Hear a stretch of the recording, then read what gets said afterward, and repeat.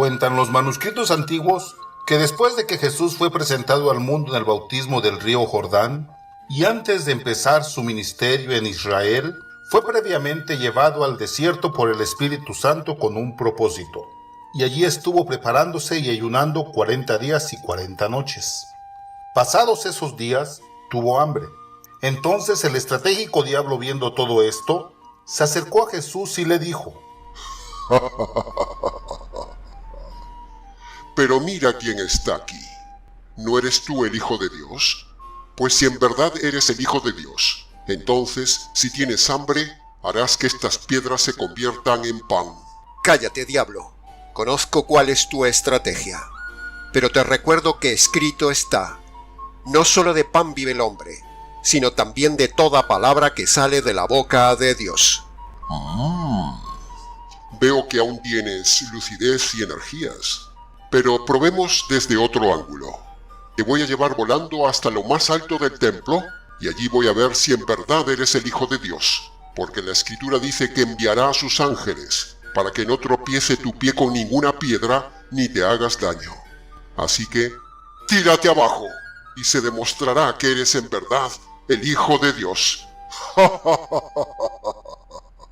Te recuerdo, diablo, que también escrito está: no tentarás al Señor tu Dios. Y tú, en eso, eres un experto. Pero conmigo no lo conseguirás.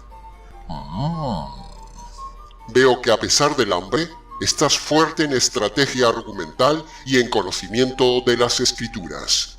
Pero, permíteme una vez más un último desafío. A ver si en verdad eres el Hijo de Dios. Mira, ¿ves todo esto? Sabes muy bien que un día me lo entregó Adán, y ahora yo te lo daré a ti, te daré todos estos imperios, todas sus riquezas y su gloria, si postrándote me adoras. Apártate de mí, Satanás. ¿No sabes que eres tú el que tiene que adorarme a mí? Pues escrito está: al Señor tu Dios adorarás, y solo a Él le servirás. Así que márchate, diablo. No conseguirás hacer conmigo lo que hiciste un día con Adán. Y dicen las Escrituras que entonces el diablo derrotado se alejó de Jesús inmediatamente, pero un día aparecería nuevamente en Getsemaní con sus engaños, pero el Señor Jesús al fin lo derrotaría en el Calvario.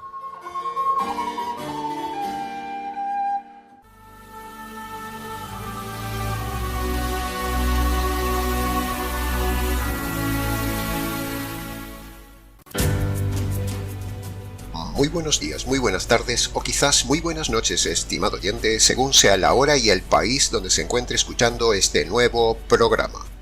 Les habla como siempre el pastor bautista Nikos Ricoy, director del programa Encuentros y del Ministerio Tinajas, llenando siempre a cada persona que nos escucha con el agua fresca y limpia de la palabra, ayudando a los oyentes a sumergirse en las profundidades coralinas de la palabra de Dios desde aquí en España para todo el ambiente hispanoamericano. Como siempre, muy bienvenidos una vez más a todos y muchas gracias por estar ahí atentos a nuestro nuevo programa Encuentros.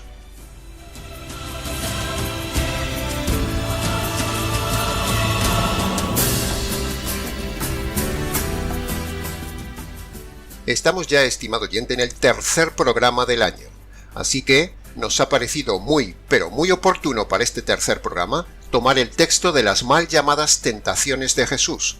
Sí, ha oído bien, he dicho así, las mal llamadas tentaciones de Jesús. Luego explicaremos por qué decimos esto, así que quédese con nosotros todo el programa para conocer la respuesta.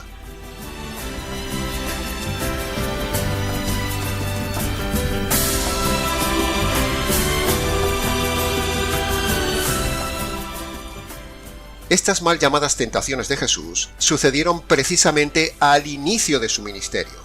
Por eso, estimado oyente, también al inicio de este año, creemos que es bueno, muy bueno, hacerle reflexionar a usted en esta miniserie, en este tema de las mal llamadas tentaciones de Jesús, para que usted esté preparado desde el inicio del año y sepa cómo enfrentar las tentaciones que surgirán en su vida en este año. Así que tendremos hoy un mensaje intenso, doctrinal y muy práctico a la vez.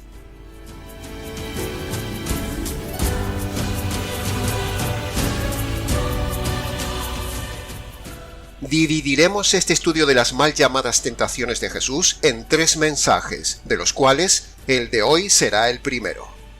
Como siempre, analizaremos todo el texto de forma expositiva para su mejor comprensión.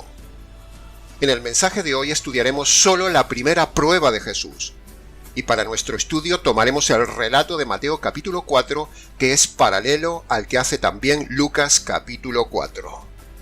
Así que, como el tiempo corre, entremos en materia.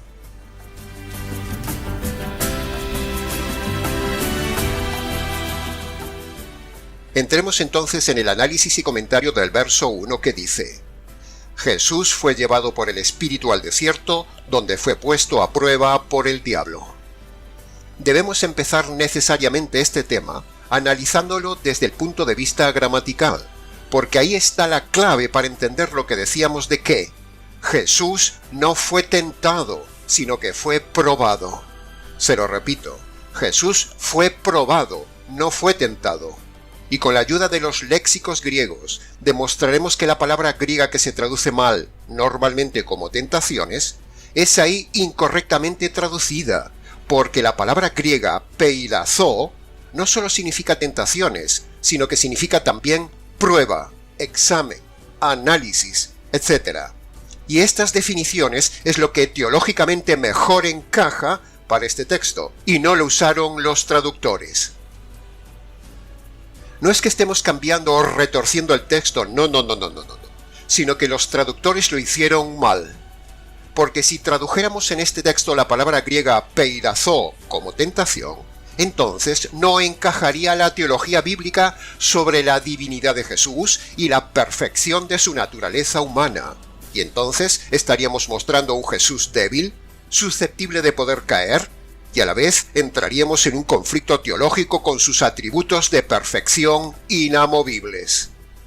Pero, si traducimos correctamente la palabra griega peirazo como prueba, y no como tentación, entonces todo encaja como explicaremos a lo largo del programa.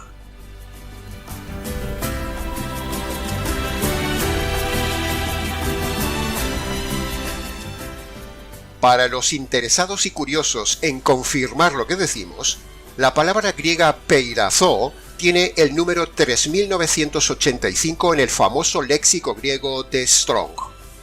Peirazo es una palabra polisémica, es decir, tiene varios significados en griego, no solo uno, no solo significa tentación, como por ejemplo en nuestro idioma la palabra cielo también tiene varios significados, pero la palabra cielo varía su significado según sea el contexto en que lo digamos. Ahora, para que este texto de Mateo capítulo 4 versículo 1 tenga sentido, tenga armonía teológica y transmita la idea correcta, no podemos traducir tentaciones, porque Jesús es Dios, y Dios no puede ser nunca tentado. Por otro lado, el concepto de tentación es un concepto negativo y de debilidad, y nada negativo y débil puede estar asociado al Señor Jesús. Mientras que el concepto de prueba es positivo y habla de fortaleza.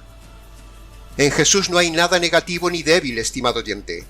Jesús no tenía una naturaleza caída, así que nunca pudo haber sido tentado. Nunca. Solo es tentado el débil, el pecador, el hombre caído. Pero Jesús ni era débil, ni pecador, ni caído.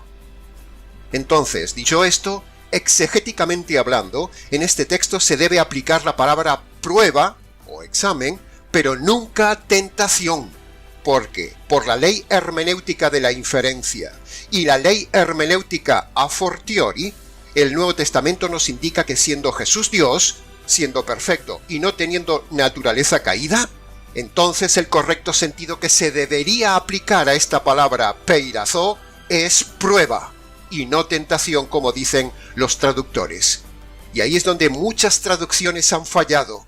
No todas, afortunadamente, pero sí la grandísima mayoría de traductores han traducido mal. Han traducido tentación, cuando debería decir Jesús fue puesto a prueba.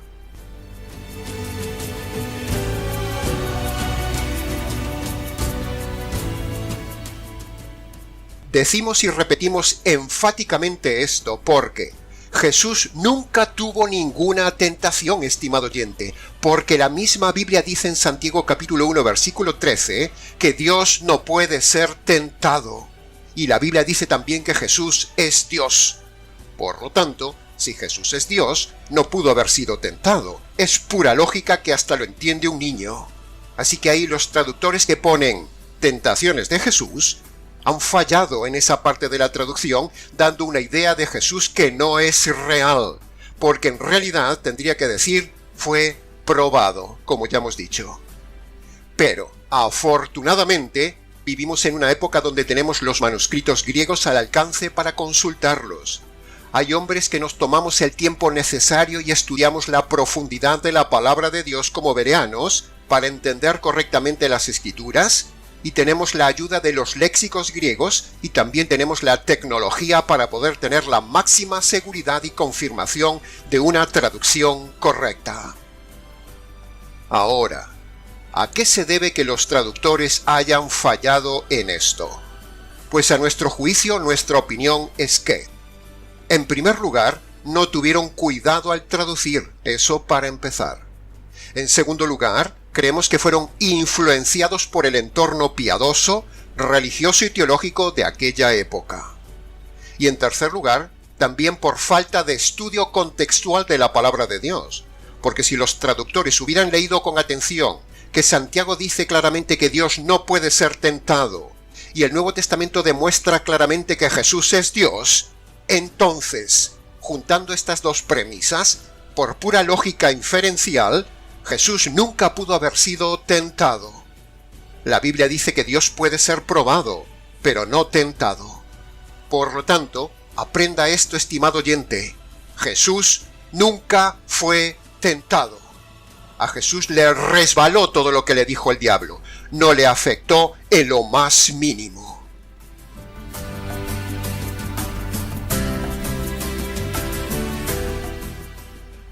Ahora, nos preguntamos, ¿por qué Jesús al inicio de su ministerio fue llevado entonces al desierto para pasar dos pruebas, la física y la espiritual? ¿Por qué? Pues sencillo, estimado oyente, al igual que cuando alguien va a ser contratado en una empresa, primero se le hace una prueba para demostrar que la persona vale.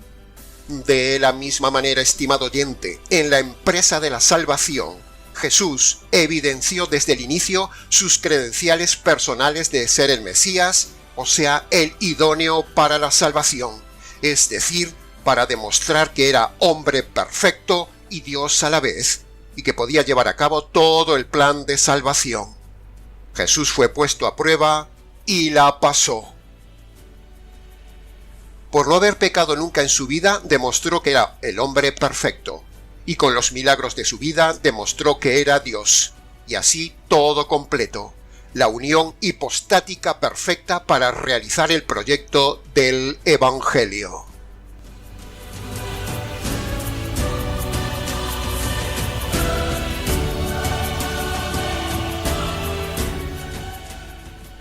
Como muchas veces hemos dicho, en ese cuerpo humano, o sea, en el arca perfecta llamada Jesús, se metió dentro una de las personas de la divinidad para, primero, realizar la salvación, y segundo, para luego habitar con el hombre con ese cuerpo perfecto para siempre, por toda la eternidad en el reino de los cielos con los hombres convertidos. Para eso Jesús tomó un cuerpo perfecto. Así como en el Antiguo Testamento se había metido en el arca de la alianza la gloria de Dios, ahora una de las personas de la divinidad, el Hijo glorioso, se había metido en una nueva arca, en el arca de la nueva alianza.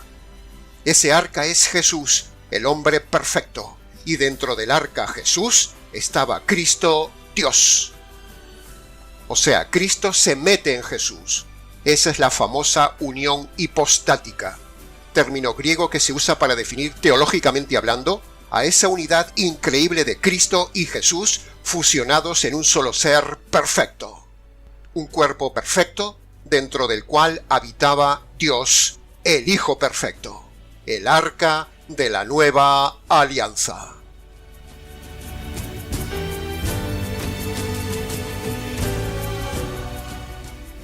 Si no existiera esta dualidad hipostática en Jesucristo, no habría evangelio, y sin evangelio no habría salvación, porque para que haya evangelio es necesario que haya. Punto número 1. Un hombre perfecto que sustituya al hombre imperfecto y a la vez cumpla toda la ley de Moisés. Y punto número 2. Es necesario también que ese ser sea Dios a la vez para que pueda perdonar al hombre sus pecados. Por eso, estudiar la hipóstasis de Jesucristo es admirable, estimado oyente, es fascinante, para converger luego necesariamente en el mismo punto de siempre, el Evangelio. Todo tema de la Biblia converge en el mismo punto, Jesucristo y su Evangelio, el Evangelio y el Señor del Evangelio. Bien, para acabar el análisis de este versículo 1, no podemos dejar de mencionar brevemente la enseñanza inferencial de la pluralidad de Dios que hay en este pasaje.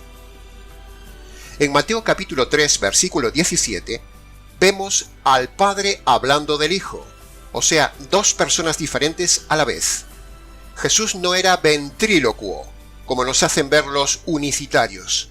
Jesús no se estaba hablando a sí mismo, ni consigo mismo como hacen los ventrílocuos, sino que en Mateo capítulo 3, versículo 17, es el Padre, diferente del Hijo, hablando del Hijo. Y en Mateo capítulo 4, versículo 1, que es nuestro texto de hoy, vemos al Hijo diferente del Espíritu. Ahí vemos al Espíritu Santo decidiendo y guiando a Jesús. Por lo tanto, son cualidades de una persona.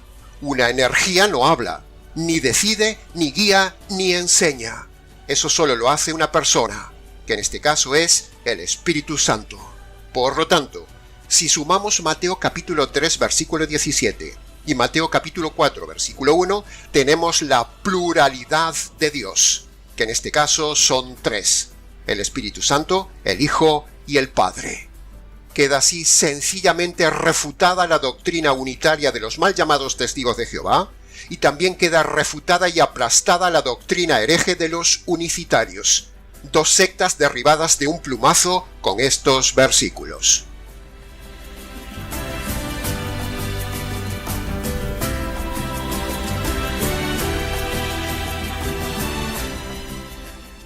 Ahora, el último personaje del versículo 1 es el diablo, y de esto diremos sencillamente que el diablo es real, estimado oyente. No hay más que decir del tema.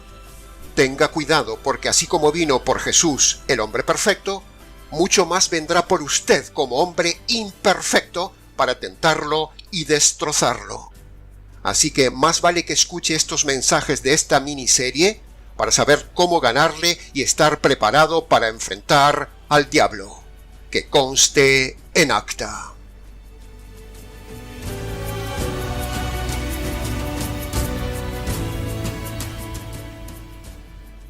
Pasemos ahora al análisis y comentario del versículo 2 que dice: Después de haber ayunado 40 días y 40 noches, tuvo hambre. El tema del ayuno se impone hablarlo aquí, estimado oyente, pero para no extendernos mucho en un tema que ya hemos tocado expresamente en el ministerio, recomendamos a los seguidores del programa que oyen este mensaje de hoy, que escuchen el vídeo del ayuno que hay en el canal y que dejaremos abajo en la descripción del vídeo. Le rogamos por favor que lo escuche para que este mensaje de hoy no se haga muy extenso. Pero, en resumen de este tema del ayuno y del hambre de Jesús, digamos a modo rápido lo siguiente. Punto número 1. No es necesario ayunar, estimado oyente. El ayuno está abrogado. El que ayuna por supuestos motivos espirituales está pecando. Punto número 2. El ayuno es una forma de manipular a las masas y debilitarlas para una mayor manipulación emocional. Cuanto más débil esté la persona, más manipulable será, y cuanto más ignorantes, más manipulables son. Punto número 3. Jesús ya ayunó por su iglesia, así que toda persona convertida que se apropia de la obra completa del Señor Jesús, esa persona se está apropiando de todas las leyes mosaicas ya cumplidas por Jesús, entre ellas el ayuno. Por eso no hay que cumplir ninguna ley del antiguo pacto. Todas están cumplidas por Jesús. Y el que está en Cristo, cuando se convierte por medio del Evangelio, es como si ya hubiera cumplido toda la ley de Moisés. Es como si ya hubiera ayunado. Punto número 4. El antiguo pacto, dice el Nuevo Testamento, que está completamente abrogado. Y eso incluye el ayuno. O sea, ya no hay que ayunar, estimado oyente. También tiene usted un vídeo sobre el tema del antiguo pacto abrogado en el canal. Punto número 5. Jesús tuvo hambre, pero no como una debilidad, sino como una condición de tener un cuerpo. Recuerde que Adán en estado perfecto también tenía hambre, también comía y también descansaba. Así que tener hambre no es una condición de debilidad o de tener una naturaleza caída, no, sino que es algo inherente a tener un cuerpo. Un cuerpo, por ejemplo, también respira. Respirar no significa una debilidad. El hombre necesita aire porque es una necesidad inherente al cuerpo, no una debilidad. Lo mismo sucede aquí con Jesús. Jesús tenía hambre, pero no tenía debilidad. Punto número 6. El pasaje nos enseña que, precisamente el diablo, viene cuando uno está en ayuno. El problema es que Jesús no era débil, y usted sí. Así que ayunar atrae al diablo como un imán. Esa es la enseñanza de este pasaje. Entonces, dicho todo esto, muchos falsos religiosos que enseñan que es necesario ayunar, se rasgarán las vestiduras y dirán que, como Jesús ayunó, entonces hay que ayunar. Y que como hay pasajes en los evangelios que se habla del ayuno, entonces eso demuestra que el creyente también debe ayunar. Pero, ese desinformado oyente que ayuna, debería saber que todo eso lo dijo Jesús estando aún bajo el régimen del antiguo pacto. Porque usted y su pastor que ayunan, deberían saber que Jesús vivió toda su vida bajo el régimen del antiguo pacto. Y usted debería saber también que el Nuevo Testamento no empieza en Mateo 1:1, sino que el Nuevo Testamento, el Nuevo Pacto, empieza a partir de los capítulos de la muerte de Jesús. Ahí es cuando se derrama la sangre del Nuevo Pacto. Y es ahí entonces cuando queda abrogado el Antiguo Pacto. Y por lo tanto, es ahí cuando el ayuno queda abrogado. Los pasajes del ayuno dichos por Jesús están todos dichos bajo el Antiguo Pacto, o sea, antes del Calvario. Por lo tanto, no son para nosotros ahora. Pero los manipuladores del ayuno le hacen creer a usted que, porque se nombra el ayuno en alguno de los evangelios, ya por eso usted tiene que ayunar. Pero eso es falso. El ayuno está abrogado, estimado oyente. Y si quiere imitar al Señor en el tema del ayuno, no ayune medio ayuno, no ayune solo 3 días de ayuno, no. Si quiere ser consecuente con el ayuno del Señor e imitarle, entonces usted debería ayunar 40 días y 40 noches, sin comer ni beber. Y entonces, yo iré a visitarle al hospital camino de la muerte, a la vez que usted estaría pecando por estropear su cuerpo. Así de claro, así mismo.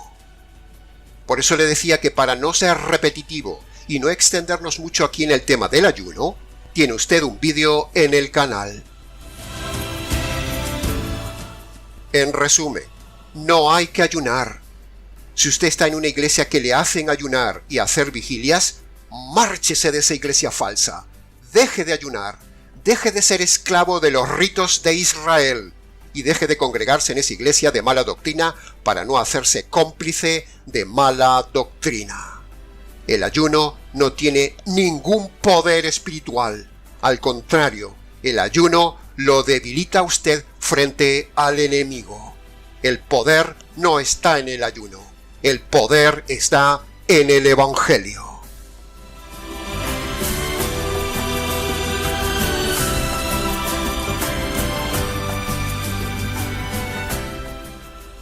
Y para terminar, entremos en el análisis y comentario del versículo 3 y 4 que dice: vino a él el tentador, etcétera, etcétera.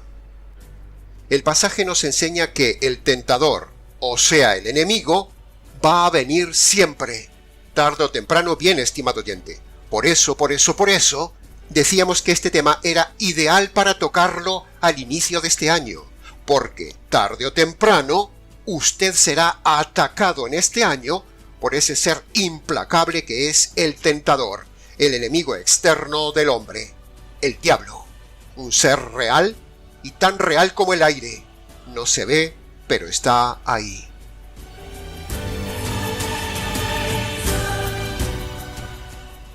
La Biblia dice que el hombre tiene dos enemigos, estimado oyente, uno interno y otro externo. Del enemigo interno ya hemos hablado en su día en el vídeo que también tiene en el canal titulado El verdadero concepto de la guerra espiritual. Pero hoy estamos hablando del enemigo externo, el diablo, que fue dejado por Dios en la tierra para probar a los hombres, para tentar a los hombres y ver qué hace el hombre ante esa situación, si busca a Dios o si se deja llevar por las tentaciones del diablo. Si el diablo vino a probar al hombre perfecto, ¿cuánto más vendrá a probarlo a usted, estimado oyente, que es débil e imperfecto?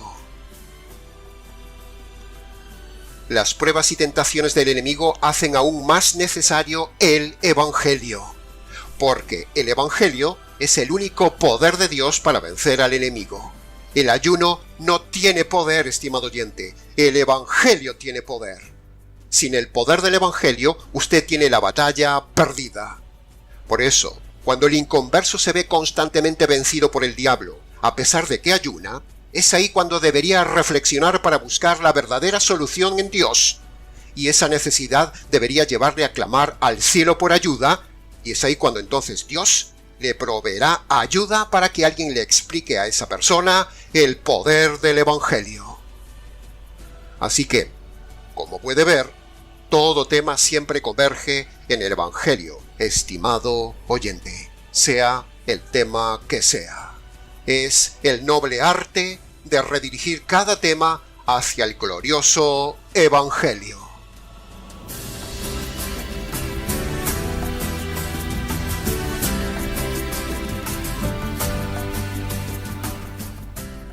Escuche bien esto ahora, estimado oyente, preste atención. Jesús se defendió con el poder de la palabra del Antiguo Testamento. Pero el convertido ahora se debe defender con el poder del Evangelio del Nuevo Testamento. Se lo repito. Jesús se defendió con el poder de la palabra del Antiguo Testamento. Pero el convertido ahora se debe defender con el poder del Evangelio del Nuevo Testamento. Un inconverso no puede defenderse con la palabra o con el ayuno, porque por mucho que al enemigo le diga usted versículos de la palabra de Dios en estado de ayuno, si la persona no se ha convertido y por ende esta persona no tiene el poder del Evangelio, entonces esas palabras bíblicas dichas al enemigo no valen de nada.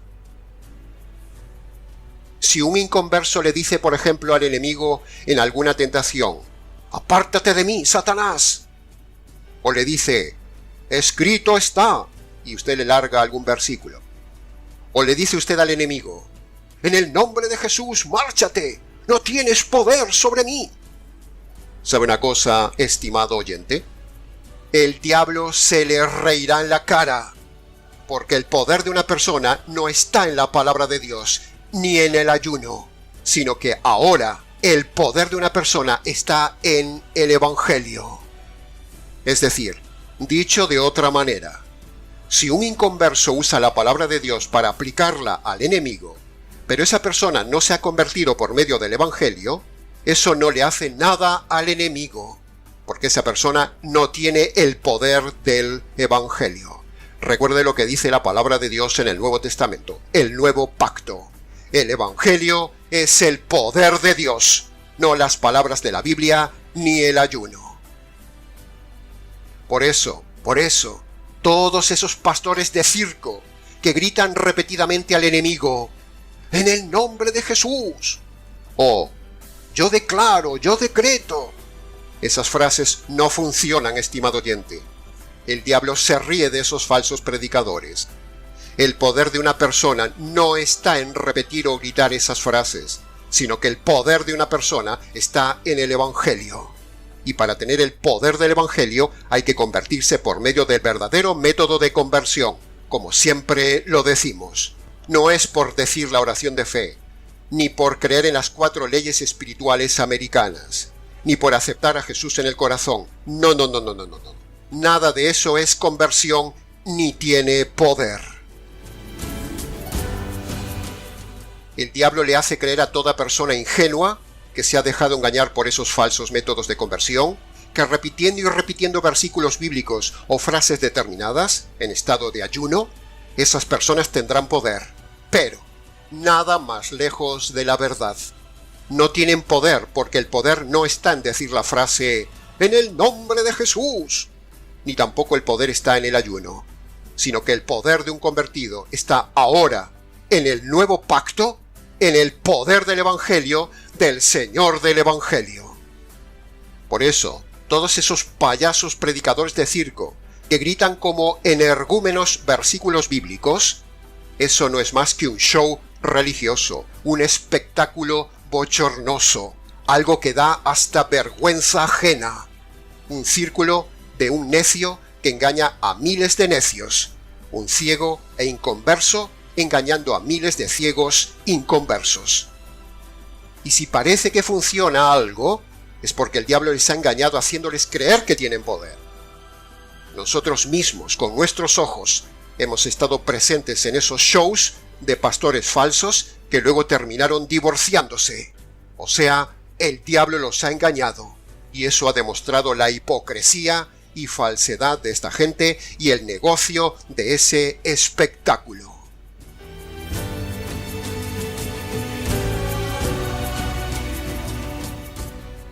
Si usted no se ha convertido por medio del verdadero método de conversión, ya puede usted recitarle toda la Biblia en la cara al diablo, o ayunar 40 días, que el diablo se reirá de usted y aún encima lo vencerá.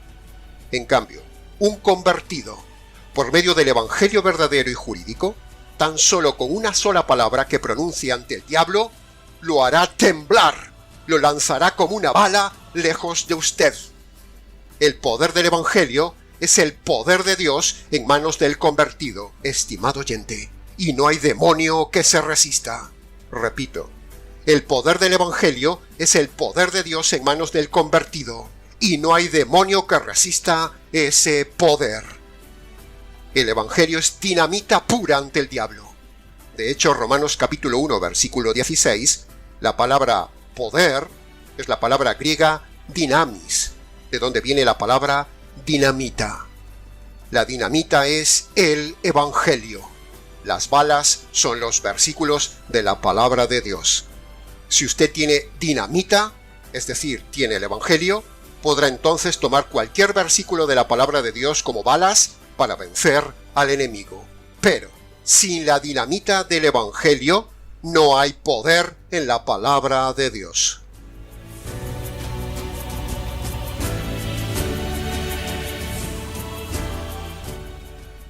Ahora, para ir terminando este mensaje, punto número 1. Para que usted sea limpiado de sus pecados que lo debilitan en la batalla espiritual delante del enemigo. Punto número 2. Para que usted tenga poder para derrotar al enemigo. Punto número 3. Para que usted pueda vivir la vida cristiana en victoria. Y punto número 4. Para que usted pueda estar un día en el reino de los cielos, usted necesita convertirse por medio del verdadero Evangelio. Sin el poder del Evangelio, usted será todo este año y el resto de su vida una persona vencida por el enemigo. Usted será una persona sucia ante Dios y usted seguirá siendo una persona perdida. Así que, para que usted conozca el verdadero Evangelio de la dinamita de Dios, usted tiene en el canal, en la sección de listas de reproducción, varios vídeos explicando concretamente el verdadero Evangelio y la verdadera conversión. Le invitamos entonces, estimado oyente, a visitar esa parte del canal.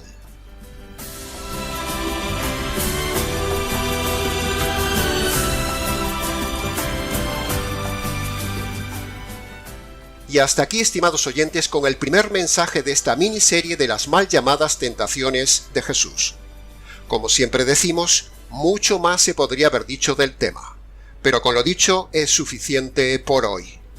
Continuaremos aún 2 programas más con este tema.